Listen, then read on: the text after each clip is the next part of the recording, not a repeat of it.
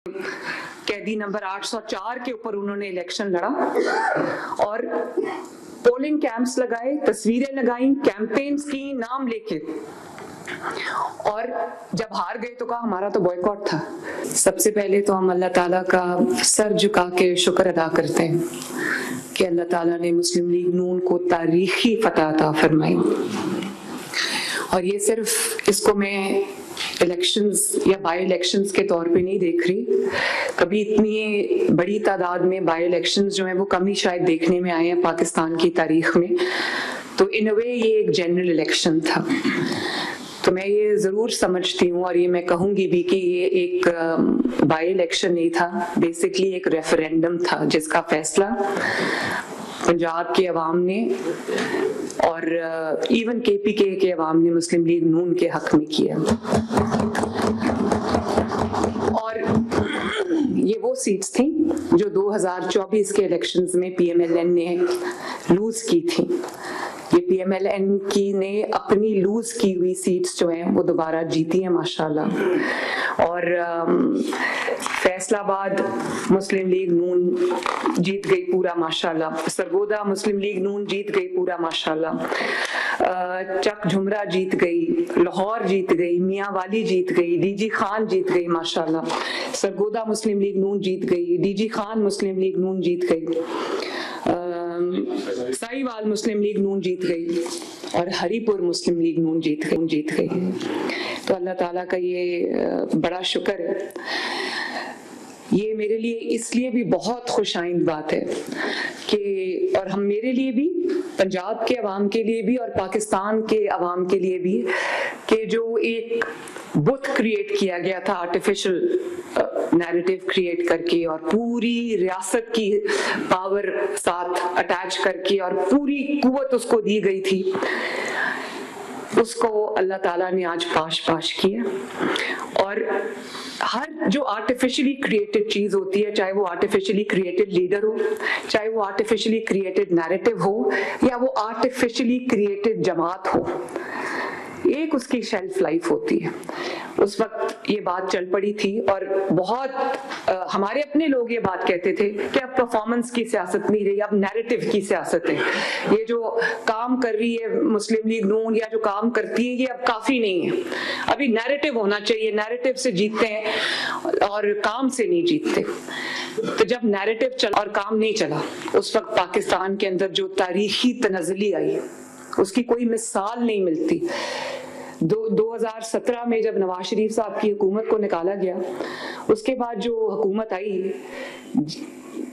तरक्की करता हुआ पाकिस्तान जिसमें सीपैक बन रहा था, जिसमें बिजली के कारखाने बिजली बना रही थी, दुनिया पाकिस्तान की तरफ देख रही थी, स्टॉक मार्केट रिकॉर्ड्स तोड़ रही थी, जो भी इकोनॉमिक डेवलपमेंट थी वो पूरी दुनिया देख रही थी, इतराफ कर रही थी, महंगाई कम हो रही थी। फिर उसको अचानक निकाल दिया गया और उसके बाद जो नैरेटिव की सियासत ने पाकिस्तान को दिया, और वो नैरेटिव अगर किसी सच्चाई पे बेस्ड हो उसको नैरेटिव कहने का हक है। जो आज हम अगर नैरेटिव भी साथ, परफॉर्मेंस से बेहतर कोई नैरेटिव हो ही नहीं सकता।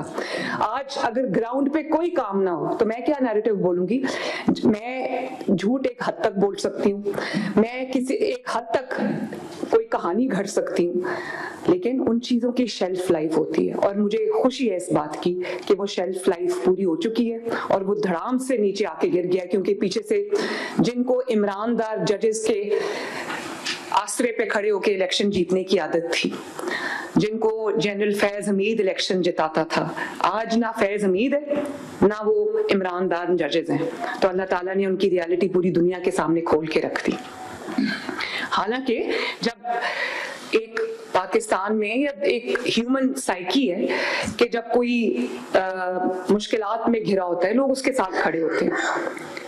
हम भी जब 2018 में नवाज शरीफ साहब जेल में थे, मैं जेल में थी, तो मैं शायद वो पाकिस्तान की पहली खातून थी जिसको इन्होंने जेल में डाला, जिसके साथ इन्होंने बहुत जुल्म किए, लेकिन हमने इलेक्शंस का बॉयकॉट नहीं किया। हमने बदतरीन हालात में भी इलेक्शन लड़े। इलेक्शन का बॉयकॉट तब होता है जब आपको ये यकीन हो कि आप इलेक्शन हार जाएंगे, और जब आप मायूसी आपको घेर चुकी हो और जब आपको ये पता हो कि आपने इलेक्शन नहीं जीतना, मेरे लिए हालात अब खराब हो चुके हैं। कि ये इलेक्शन का बॉयकॉट भी नहीं था। जिसको ये इलेक्शन का बॉयकॉट कह रहे हैं ना, इस तरह की मुनाफिकत मैंने अपनी पूरी जिंदगी में नहीं देखी। तमाम हलकों में पीटीआई के उम्मीदवार खड़े थे, उन्होंने पीटीआई के तस्वीरें लगा के, उन्होंने अपने लीडर की तस्वीरें लगा के, उन्होंने कैदी नंबर 804 के ऊपर उन्होंने इलेक्शन लड़ा और पोलिंग कैंप्स लगाए, तस्वीरें लगाई, कैंपेन्स की, नाम लेके, और जब हार गए तो कहा हमारा तो बॉयकॉट था। तो मैंने कभी इतनी मुनाफिकत नहीं देखी कि उसको ओपन रखा कि अगर बॉयकॉट जो है वो उसके बावजूद हम जीत गए तो हम कहेंगे बॉयकॉट के बावजूद जो है वो लोग इतनी बड़ी तादाद में निकल आए और उन्होंने वोट दे दिया, और अगर हम हार गए तो हम कहेंगे हमने तो बॉयकॉट किया हुआ था। जब अवाम का पॉपुलैरिटी की बहुत दावे करते थे ना कि हम बड़े पॉपुलर हैं, किधर गए वो पॉपुलैरिटी के दावे? पॉपुलैरिटी के आगे कोई नहीं खड़ा हो सकता।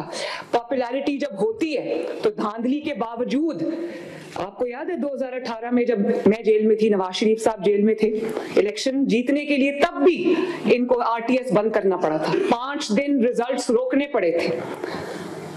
हमने तो बॉयकॉट नहीं किया इलेक्शन में, हालांकि हमें नजर आ रहा था कि हमारे साथ क्या होने वाला है, लेकिन अवाम के ऊपर एतमाद होता है, अल्लाह ताला के ऊपर भरोसा होता है इंसान को। हर जो पॉलिटिकल पार्टीज हैं वो कई बार इलेक्शन जीतने के लिए नहीं लड़ती, पॉलिटिकल प्रोसेस से जो ऑप्ट आउट करता है वो पॉलिटिकल, भाई हमारे बड़े चले गए, जनरल फैज हमीद जेल चला गया और उमर अताब बंदयाल साहब घर चले गए, इमरान दार जजेस घर चले गए, तो हमने अब इलेक्शन ही नहीं लड़ना। मुस्लिम लीग नून के ऊपर भी बहुत कठिन वक्त आया, बहुत बुरा वक्त आया। आप सब मेरे बुजुर्ग भी बैठे हुए हैं यहाँ पे, सब इसके गवाह हैं, बल्कि सब ने ये मुश्किलात अपने ऊपर झेली हुई हैं। मेरी वालदा का जब इलेक्शन था 2017 के अंदर, तारीख का सबसे मुश्किल इलेक्शन था। उनको जब कैंडिडेचर उनका अनाउंस हुआ तो उनको बाद में कैंसर डायग्नोज हो गया, उनको जाना पड़ा मुल्क से इलाज के लिए, तो फिर मेरे वालिद को भी जाना पड़ा और मैं यहाँ अकेली थी।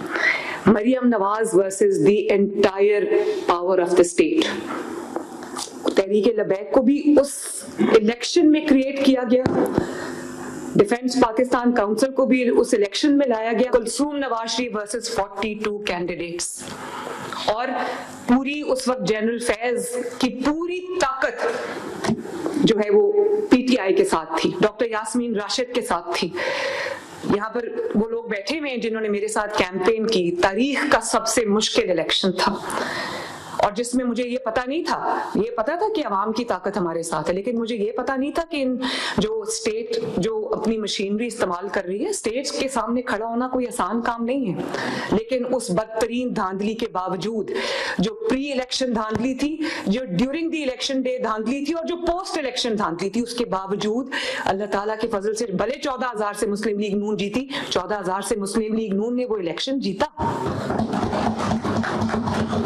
मुस्लिम लीग नून हार मान के घर नहीं बैठी, ना बॉयकॉट किया कि अगर जीत गए तो कह देंगे कि बॉयकॉट किया था, उसके बावजूद अवाम इतनी थी कि निकल आई और हम इलेक्शन जीत गए, और अगर हार गए तो चुप करके घर हारे हुए शख्स की तरह कह देंगे हमने तो बॉयकॉट किया हुआ था।